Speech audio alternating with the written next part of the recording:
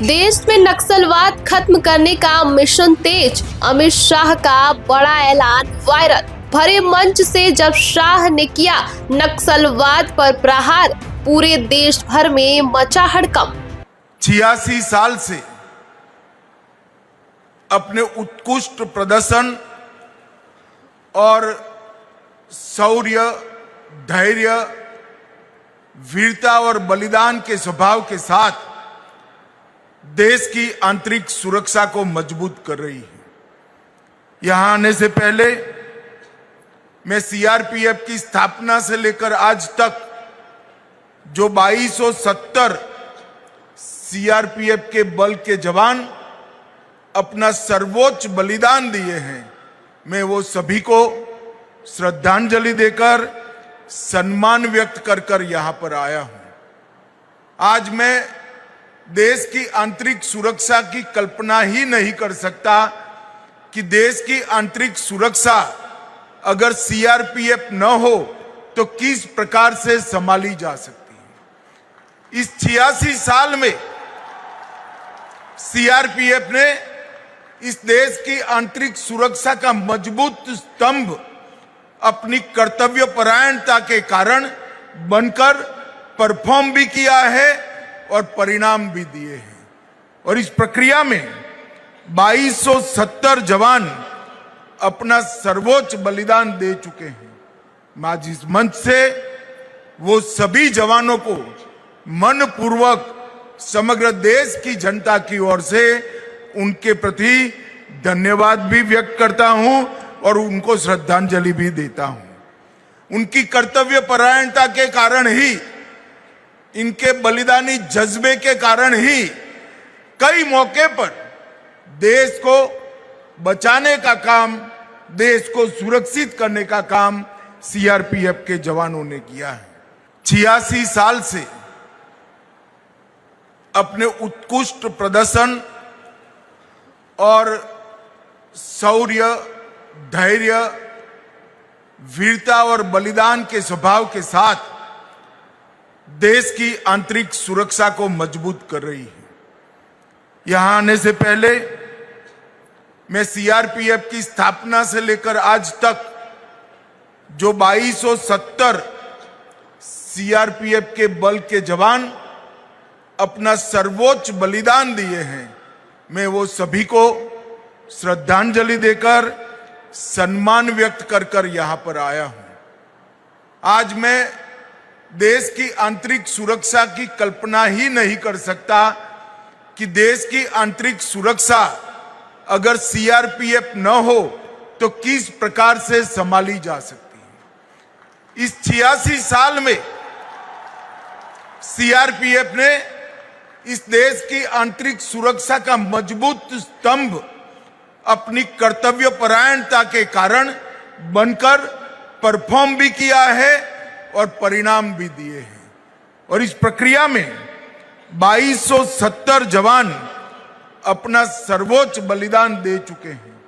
मैं आज इस मंच से वो सभी जवानों को मनपूर्वक समग्र देश की जनता की ओर से उनके प्रति धन्यवाद भी व्यक्त करता हूं और उनको श्रद्धांजलि भी देता हूं। उनकी कर्तव्यपरायणता के कारण ही, इनके बलिदानी जज्बे के कारण ही कई मौके पर देश को बचाने का काम, देश को सुरक्षित करने का काम सीआरपीएफ के जवानों ने किया है।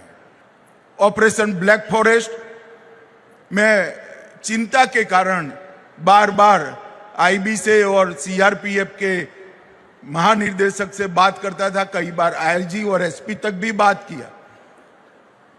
मुझे भी कहने में संकोच हो रहा था। जवान ऐसी विषम भौगोलिक स्थिति में काम कर रहे थे, 46 डिग्री टेम्परेचर में, जहां दिन में 15 लीटर पानी पसीना बहकर शरीर में से बाहर निकल जाता था, वहां 2 पानी की बोतलों के साथ 21 दिन तक कड़ी धूप में उन्होंने काम किया और पहाड़ी को पूर्णतया नक्सलवादियों से मुक्त कराकर उनके बहुत बड़े आश्रय स्थान को समाप्त कर दिया।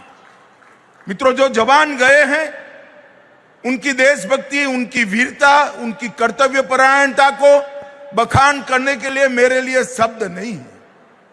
उन्होंने जो जज्बा दिखाया, मैं आज भी याद करते हुए मेरे रोंगटे खड़े हो जाते हैं कि 21 दिन तक 46 डिग्री टेम्परेचर में पत्थरों से गर्म हुई पहाड़ी पर जहां आईडी बिछे थे, पग पग पर बम धमाका होने की आशंका थी, 1 मिनट पर भी पीछे हटने का विचार लिए बगैर आगे बढ़ते गए और इनके स्ट्रेटेजिक स्थान को समाप्त कर दिया। जब देश आतंकवाद से मुक्त हो जाएगा, लाल आतंक से मुक्त हो जाएगा, मैं निसंकोच रूप से कहूंगा इसमें सीआरपीएफ और हमारी कोबरा बटालियन का बहुत बड़ा योगदान है। ये देश को हमेशा याद रखना चाहिए। मैं फिर से एक बार ऑपरेशन ब्लैक फॉरेस्ट में हिस्सा लिए हुए डीजी सीआरपीएफ से लेकर सिपाही तक सभी जवानों को मनपूर्वक अभिनंदन देना चाहता हूं। ढेर सारे धार्मिक उत्सवों में और विशेषकर अभी जो महाकुंभ हुआ और अमरनाथ यात्रा हुई, दोनों में सीआरपीएफ का बहुत बड़ा योगदान रहा है।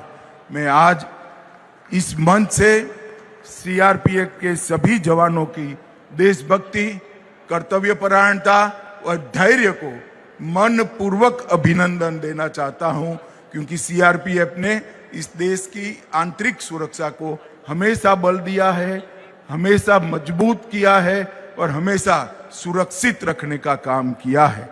माओवाद के खिलाफ के अभियान की निश्चित रूप से जिक्र करना चाहता हूं। देश के 12 प्रदेशों और अनगिनत जिलों में माओवाद ने एक प्रकार से वहां की जनता को नागचूड़ के अंदर जकड़ कर रखा था। जब भारत सरकार ने तय किया कि ये माओवाद को देश की धरती पर से पूर्णतया नस्यत किया जाएगा, उखाड़कर फेंक दिया जाएगा, इसमें सबसे महत्वपूर्ण भूमिका कोई एक बल की रही है तो सीआरपीएफ और मेरे कोबरा के जवानों की भूमिका बहुत महत्वपूर्ण रही है। मैं कल्पना ही नहीं कर सकता कि इतना बड़ा ऐतिहासिक काम, इतना विकट और दुष्कर काम देखते देखते देखते 3 साल के अंतराल में ही सिफत पूर्वक समाप्त कर दिया गया।